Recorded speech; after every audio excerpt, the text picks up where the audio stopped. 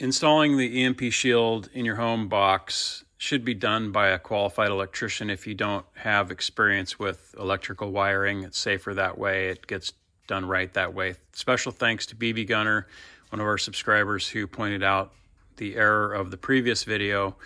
Having talked to EMP Shield again, they did clarify that I was given some information that was not exactly correct. It was probably just a mistake in communications. So in a nutshell, in your breaker box, you're going to need to have a dual or a 2-pole 20 amp breaker. That has to be a 20 amp, can't be 30, 40, whatever. It's got to be a 20. So we don't have one in this box. If you do, you're lucky. If you've got one in there, you can tie it in there just like EMP Shield's manufacturer video shows. We have a problem that we don't have any more room in this box, and everything at the top is 40s, 30s.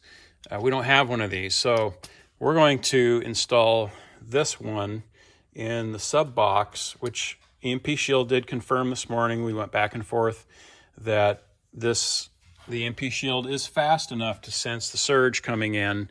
Even though it's downline of the street power, it will still effectively shunt the surge. So they did confirm that.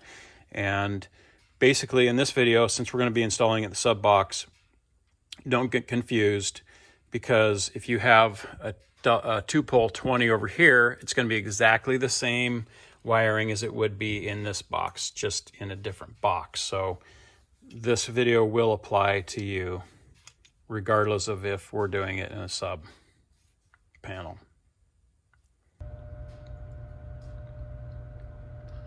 Okay, so if you were going to install the EMP Shield into the main box here, which is the same procedure as installing into this box, the sub box, you would want to turn off all of the power to the house. That's preferred. Double check that.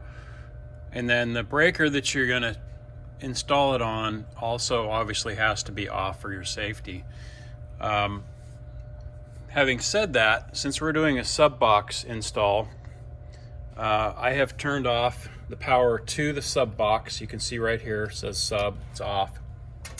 And then the main breaker for the sub box here is off. You can see that's basically, this is the same as that. So if this is your main box, you're turning off the main power, and then you're going to turn off the 2-pole breaker that you're going to install on, which is right here. I've turned that one off. You can laugh at all the labels. Yeah, this house has been here for 18 years, so I've got everything labeled and marked. But as an extra precaution, I turned off every breaker in this box just to be careful. So that's how you want to start. All right, so I really like this tool to, it's a voltage tester, basically a non-contact type. I'll have a link to it in the description. But anyway, we can use it to check power, and basically you just hold it up to any of these inbound power sources and check all the lines before you start working in the box. If I can see an example here of something that's turned on.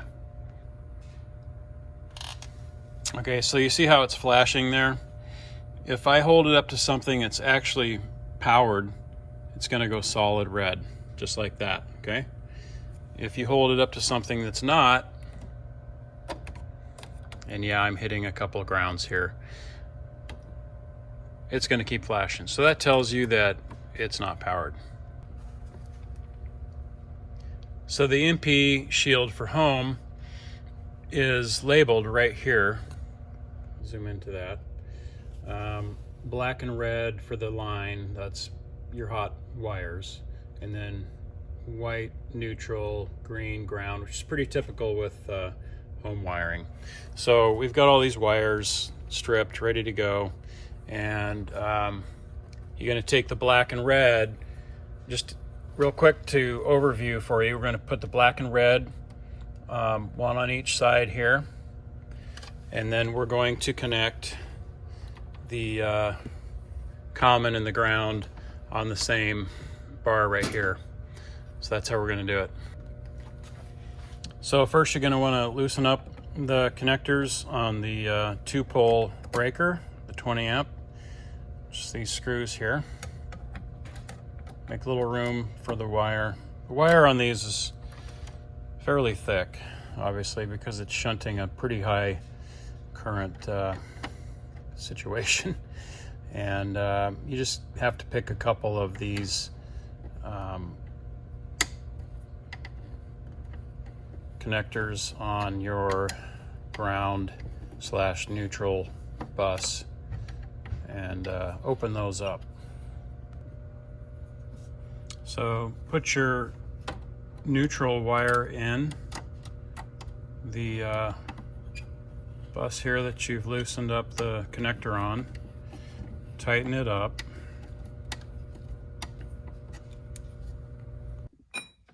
Next, insert your ground wire off the EMP Shield into the bus and tighten it up.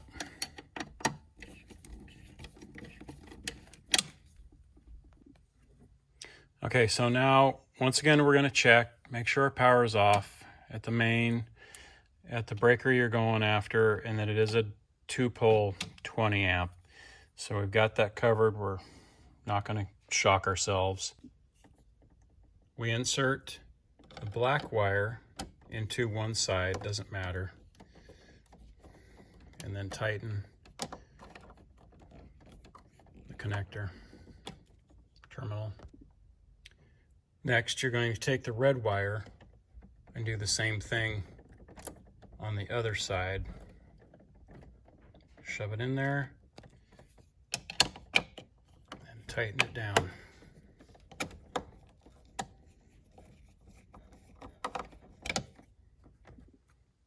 On the EMP Shield's videos, the manufacturer videos, they've got, I believe, theirs mounted up in here somewhere.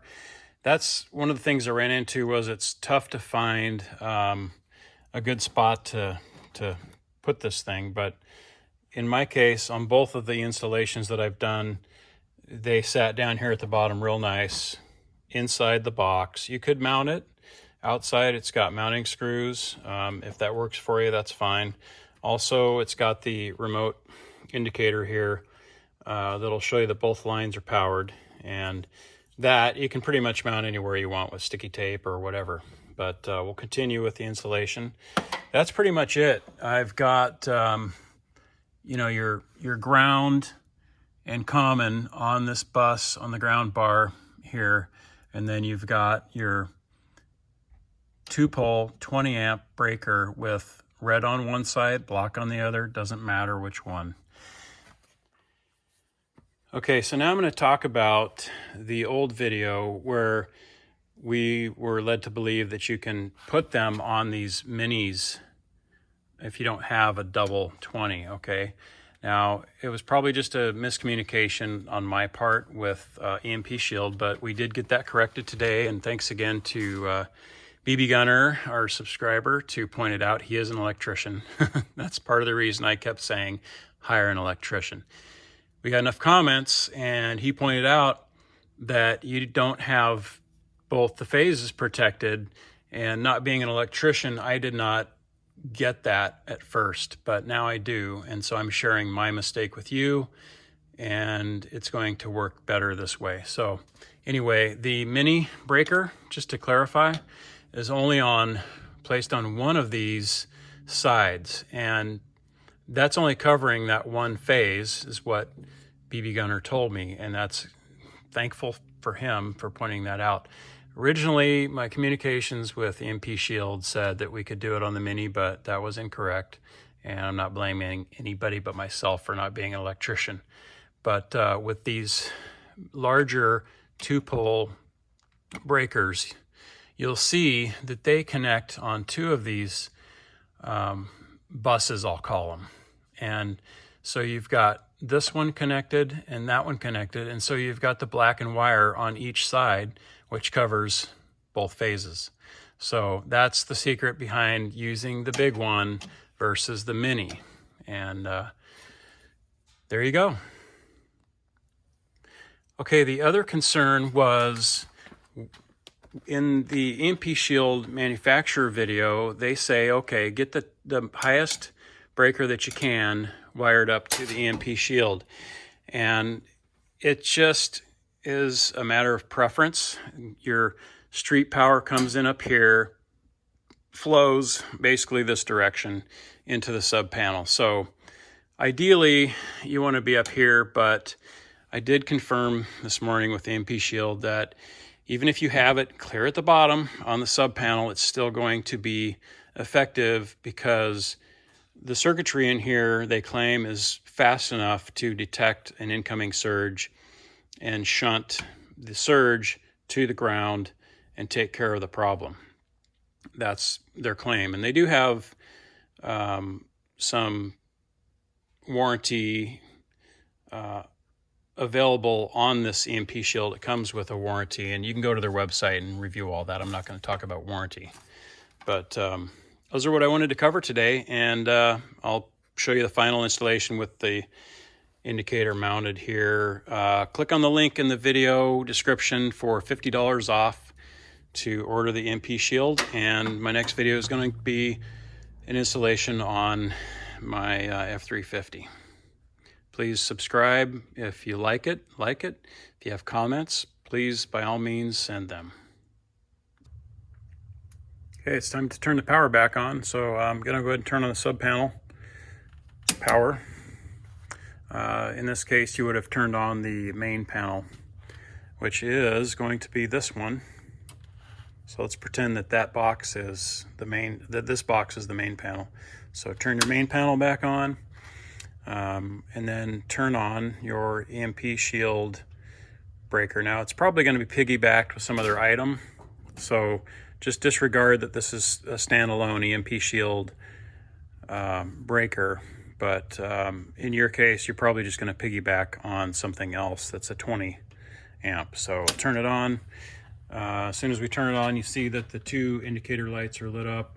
We've got sticky double-sided tape on there holding this on, and that way, just with a glance, even with the box closed, you can see that you're powered up and it is working. So there you go. That's it. Hope this helps everybody, and if you don't feel up to it, hire an electrician.